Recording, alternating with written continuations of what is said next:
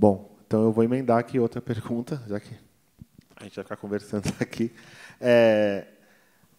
Você acabou de falar uma palavra que, para mim, pega muito, assim, que é protagonismo, né? Então, as meninas precisam poder ser protagonistas em relação à produção delas dentro desses diferentes cenários aí de produção cultural.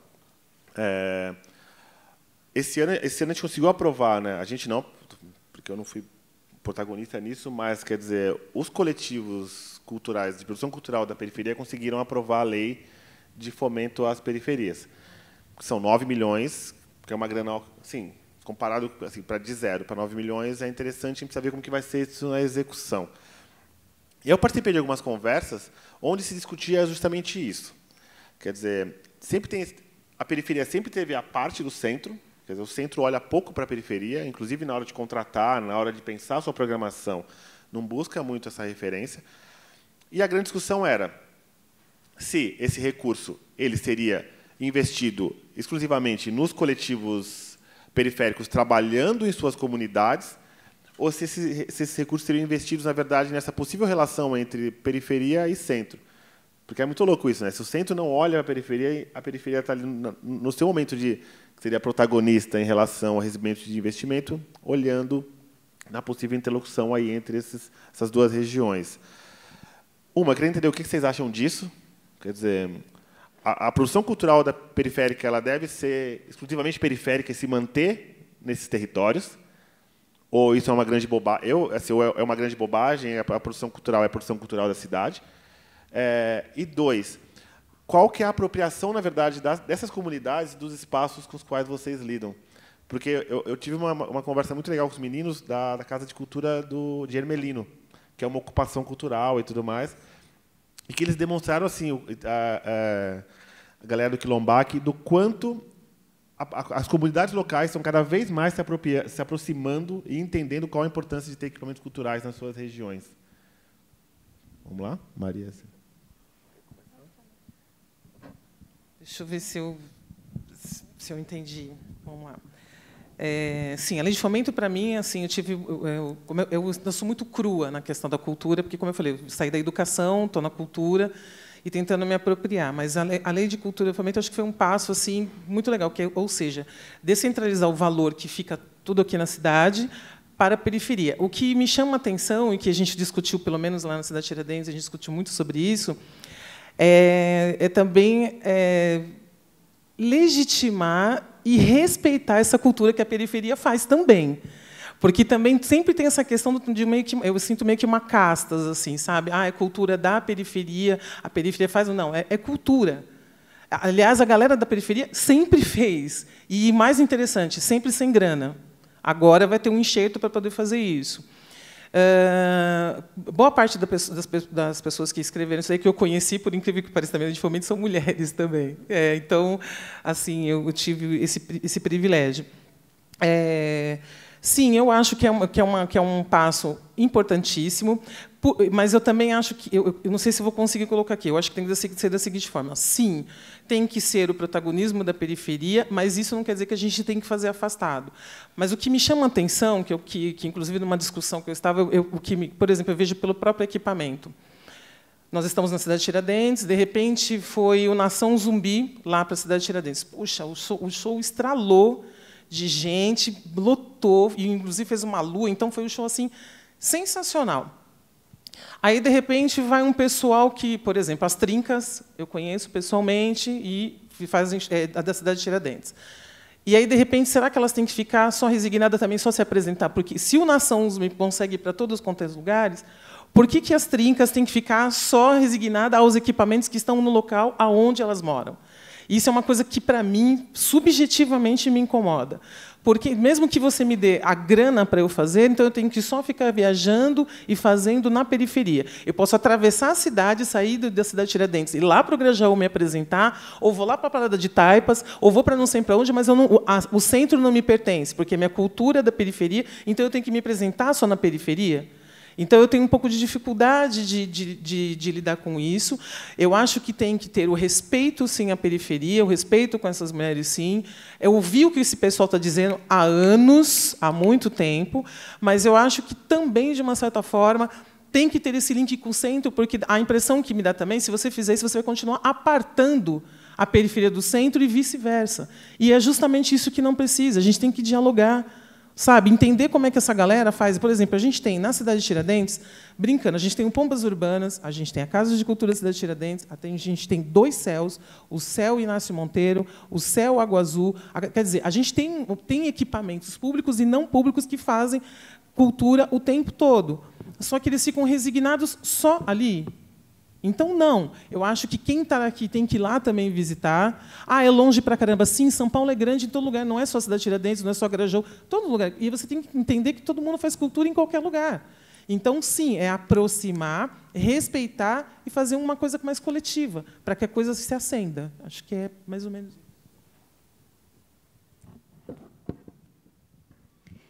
Essa questão, quando a gente se refere à periferia, arte da periferia, poeta da periferia, artista da periferia, me incomoda profundamente. Porque a periferia eu costumo dizer que é uma região da cidade. A arte ela é muito maior do que isso. Porque a arte emana do ser. E o ser, onde quer que ele esteja, ele vai produzir. Ele vai produzir arte. Não interessa onde. Então, eu fico muito triste quando eu presencio algumas observações de pessoas, como eu vi 2 rapazes conversando. Você não é da periferia, então você não vai conseguir entender a periferia e vice-versa. Eu posso não conhecer o centro, mas se eu me destinar a passar uma semana contemplando o centro como poeta, eu vou escrever poesia sobre o centro. E eu vou escrever na favela, na beira da represa, nas ocupações. Porque a arte, ela nos inspira. Ela está fora de nós e está dentro de nós, é um diálogo constante. Então, eu não creio na arte da periferia. Eu não creio na arte do centro. Eu creio na arte. Eu sou artista lá no Grajaú e aqui. Eu sou artista lá na Praça da Sé. Eu não vou ser delineada pela minha região, porque eu sou uma cidadã planetária, o mundo me pertence e eu pertenço ao mundo. Então, eu acredito que o incentivo deve ser para todos os artistas, independente de onde eles vivem. Mas eu defendo um incentivo maior à periferia, porque é a periferia que sempre viveu relegada a todas as dificuldades, a todas as carências. Nós temos Grajaú, que o censo diz que nós temos 480 mil habitantes. Eu digo que tem 1 milhão sem medo de errar. Porque o censo não vai lá na beira da represa. O censo não vai lá nas favelas, naqueles labirintos, entrando em todos os barracos. O censo não vai nas ocupações. Nós temos um equipamento, Centro Cultural Palhaço Carequinha, que é uma casa que nasceu em 1992, na região de Interlagos, e que andou passeando aí até Interlagos, Cidade de Dutra, em 2008, passou para o Grajaú. Então, é uma gota nesse imenso oceano de necessidades. Nós temos os céus. Mas quantas pessoas têm acesso aos céus? Eu tenho alunos que quando eu digo para eles, olha, você vai, eu vou estar numa roda de construção do conhecimento, eu quero que vocês apareçam por lá, no final de semana. Aí, quando é segunda, eles me procuram e eles dizem para mim, eu não entrei. Mas por que você não entrou? Eu fiquei com medo. Porque a Casa de Cultura, ela tem uma fachada assim de vidro. Quando você chega, você não vê lá dentro, mas quem está de fora te vê. Quem está de dentro vê quem está lá fora. Então, assim, os meninos, alguns meninos acham que eles não merecem aquele espaço. Então, onde nós estamos? Então, por isso que eu defendo que o incentivo maior seja para as periferias. Porque nós temos, além dessa questão de nós termos ficado empurrados para trás por uma questão geográfica, pelo distanciamento até você chegar no centro e em outros lugares, nós temos um problema seríssimo com pobreza. Muitas vezes, nossos meninos e meninas não têm o dinheiro para pegar o trem. Então, nós vivemos essas carências. Agora, a arte é arte. Quando me perguntaram, a sua literatura é periférica? Eu disse, não, é literatura. Leia. É literatura. E eu fico muito triste quando vai ter um evento no meu bairro que convidam medalhões da arte, e eu sei que eles recebem muito bem, e que os nossos meninos e meninas atuam como figurantes. Essa é a minha maior tristeza. Gente, alguma pergunta? Alguém? Ganja? Boa noite. Boa noite. Oi, tá falando. Boa noite, Ana Paula. Boa noite, dona Vilane. Tudo bem com a senhora? Boa noite, Márcio. Olha só, acho que quando fala de... voltando um pouco para o tema enfim, da pauta em questão, né, da música contra o discurso de ódio, e quando se fala de ódio...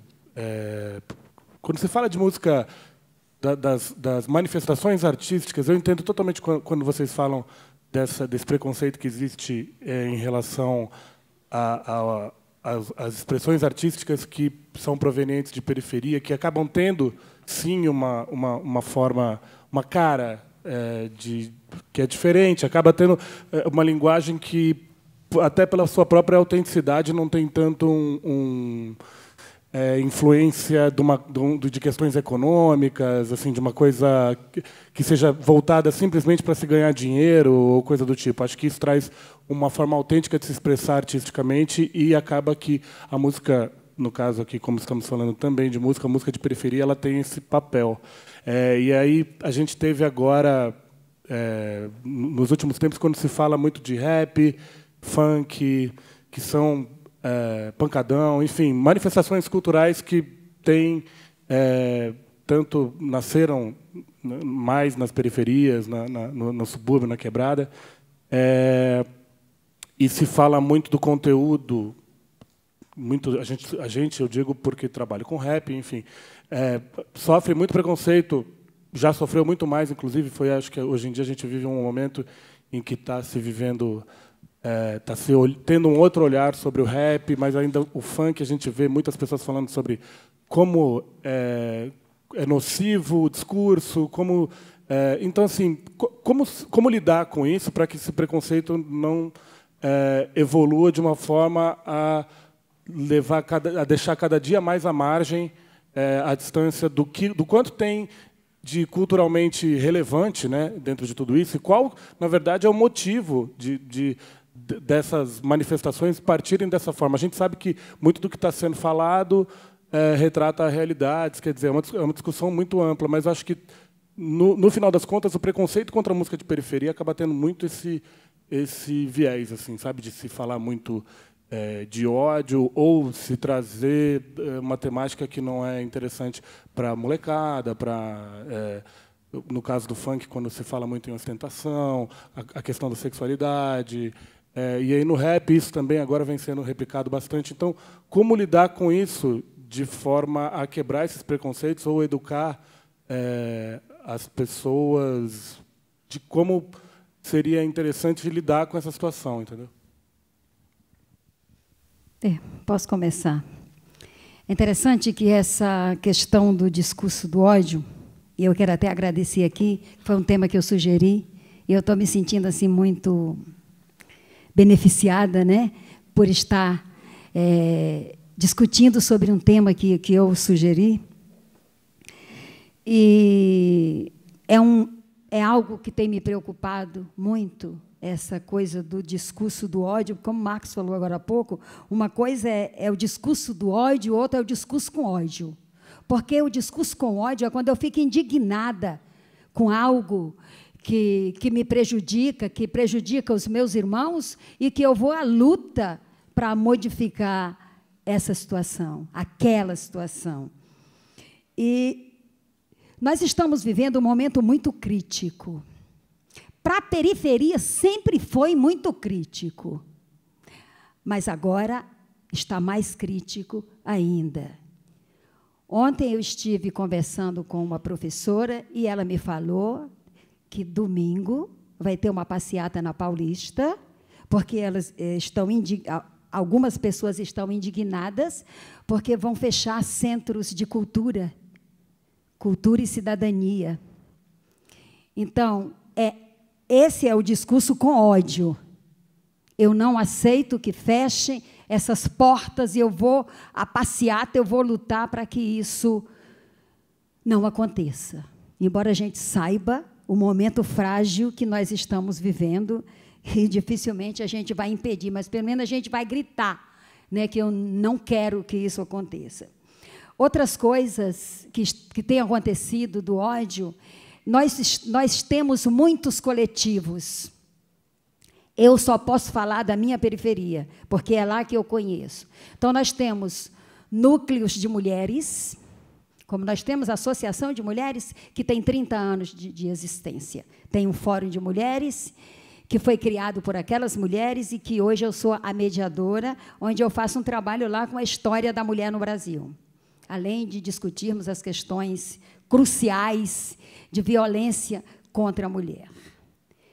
Temos que usar o discurso do ódio. Não podemos ficar passivos com essa violência que assola as nossas mulheres.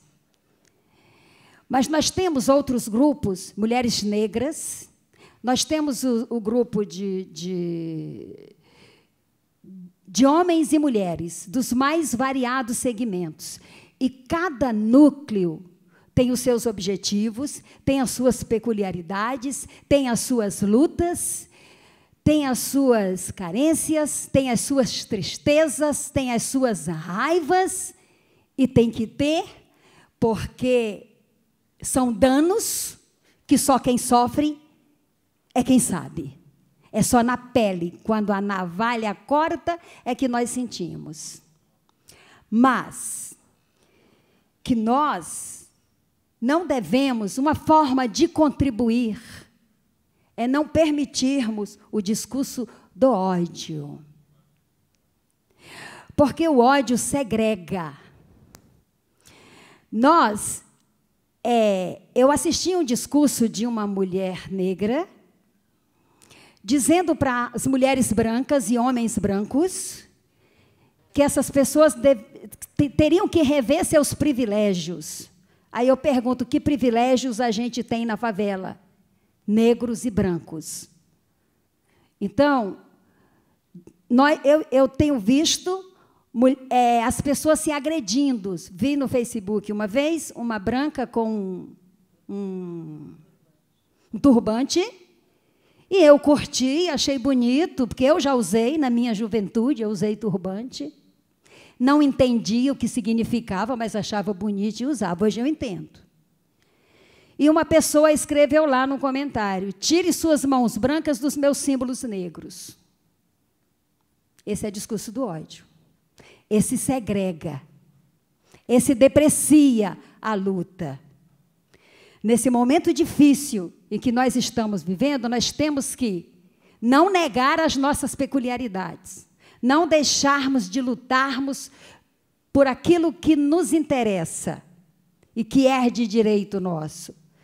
Mas nós devemos dar as mãos para juntos resistirmos o que estão fazendo conosco. Agora, em relação à música, não há que se negar que existem músicas que agridem, principalmente a mulher.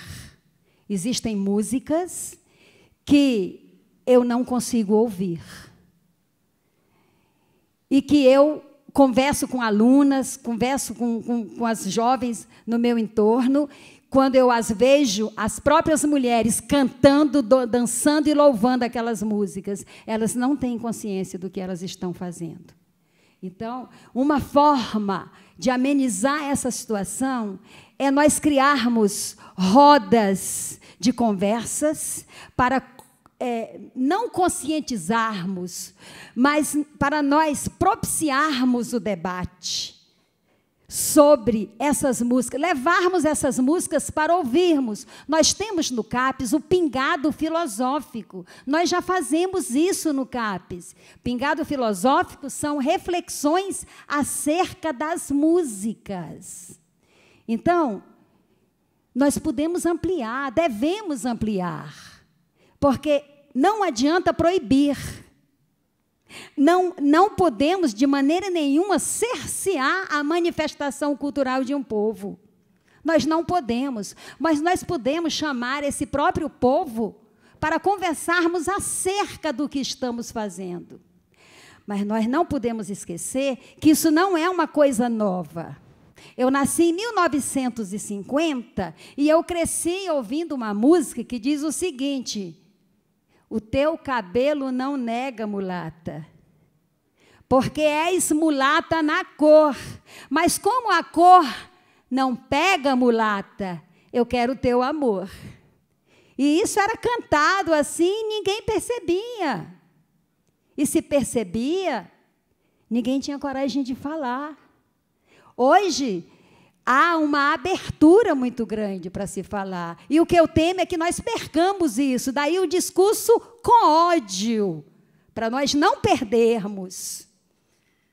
Agora, não o discurso do ódio que vai nos separar, senão nós vamos criar um apartheid. Né? Então, o que eu chamo... quando eu presenciei uma agressão física de alguém tentando arrancar um símbolo, de uma mulher arrancar de outra, alegando que aquela apropriação era indevida, aí eu procurei esse coletivo de mulheres, que se chama Expressão Cultural Periférica, e pedi apoio. Eu falei, olha, meninas, eu estou hasteando uma bandeira aí, eu preciso de ajuda. E aí elas estavam finalizando essa revista, não tinham como me dar um espaço. Então, elas abriram mão desse espaço aqui, opinião do leitor, e me deram 1.500 caracteres para escrever um texto. E eu gostaria, se vocês me permitissem, de ler esse texto para vocês.